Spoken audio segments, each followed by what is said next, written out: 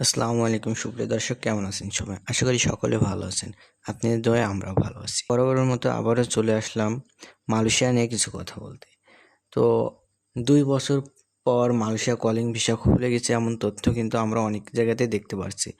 অনেক জায়গাতে শুনছি এবং বিভিন্ন এজেন্সি আমাদের কিন্তু বলে থাকছে। তো এগুলো আসলেই কি সত্য নাকি সত্য না, এইগুলো যাচাই কিভাবে করবেন, এই বিষয় নিয়ে আমি আজকে কথা বলবো আপনাদের মাঝে। অবশ্যই আমাদের চ্যানেলে যারা নতুন আসছেন চ্যানেলটি সাবস্ক্রাইব করে রাখবেন এবং বেল আইকনটি বাজিয়ে রাখবেন। 2 বছর পর মালয়েশিয়ার শ্রম বাজার বা কলিং ভিসা নিয়ে আবার আলোচনা জোরদার হয়েছে। তবে এখন পর্যন্ত বাংলাদেশের জন্য সম্পূর্ণভাবে কলিং ভিসা খুলে গেছে এমন কোনো আনুষ্ঠানিক ঘোষণা মালয়েশিয়ার সরকার দেয়নি। সম্পর্কিত সময়ে বাংলাদেশ ও মালয়েশিয়ার উচ্চ পর্যায়ে বৈঠকে শ্রম বাজার পুনরায় চালু বিষয়টি গুরুত্বের সঙ্গে আলোচনা হয়েছে এবং উভয় দেশ স্বচ্ছ নিয়োগ প্রক্রিয়া নিশ্চিত করার বিষয়ে একমত হয়েছে। সর্বশেষ তথ্য অনুযায়ী বাংলাদেশ সরকার মালয়েশিয়ার কাছে শ্রম বাজার পুনরায় চালু করার অনুরোধ জানিয়েছে। মালয়েশিয়ার পক্ষ থেকেও জানা হয়েছে, অতীতের অনিয়ম, অতিরিক্ত নিয়োগ খরচ এবং শ্রমিকের ঘোষণার অভিযোগ দূর করে নতুন ও স্বচ্ছ ব্যবস্থার মাধ্যমে বিদেশি কর্মী নেওয়ার বিষয়টি বিবেচনা করা হচ্ছে। তাই অনেকেই আশা করছেন ধাপে ধাপে নতুন নিয়মে নিয়োগ শুরু হতে পারে।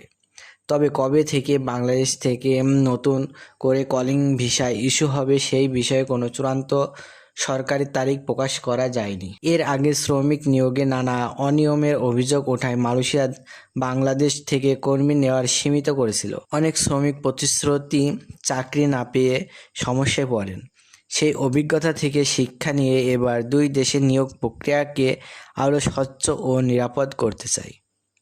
মালয়েশিয়া এখন বিভিন্ন খাতে শ্রমিকের প্রয়োজনীয়তা মূল্যায়ন করছে। তবে আগের মতো উন্মুক্তভাবে সবাই আবেদন করতে পারবে না। নিয়োগের ক্ষেত্রে সরকার অনুমোদিত প্রক্রিয়া নির্দিষ্ট খাত এবং যাচাই বাছাইকে বেশি গুরুত্ব দেওয়া হবে না। ফলে ভবিষ্যতে ভিসা চালু হলেও আগের তুলনায় নিয়ম আরও কঠিন হতে পারে। যারা মালয়েশিয়ায় যাওয়ার প্রস্তুতি নিচ্ছেন তাদের এখন থেকে বৈধ পাসপোর্ট, প্রয়োজনীয় কাগজপত্র এবং সরকারি নিবন্ধনের বিষয়গুলো প্রস্তুত রাখা উচিত।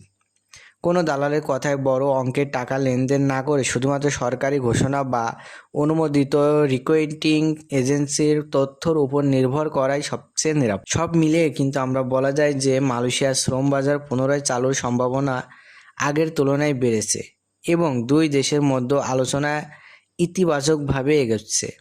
তবে কলিং ভিসা পুরোপুরি খুলে গেছে এই দাবি এখনও সরকারিভাবে নিশ্চিত নয়।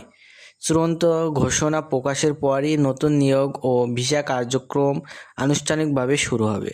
তো বন্ধুরা, আশা করি সকলে বুঝতে পারছেন। যারা বুঝতে পারেন না আমাদের কমেন্ট করে রাখবেন, আপনার কমেন্ট অনুযায়ী আপনাদেরকে ভিডিও দেওয়ার চেষ্টা করব। তো যারা চ্যানেলে আমাদের নতুন আসছেন অবশ্যই চ্যানেলটি সাবস্ক্রাইব করে রাখবেন এবং বেল আইকনটি বাজিয়ে রাখবেন। তো বন্ধুরা, এখানে আমি ভিডিওটি শেষ করছি। আল্লাহ হাফেজ।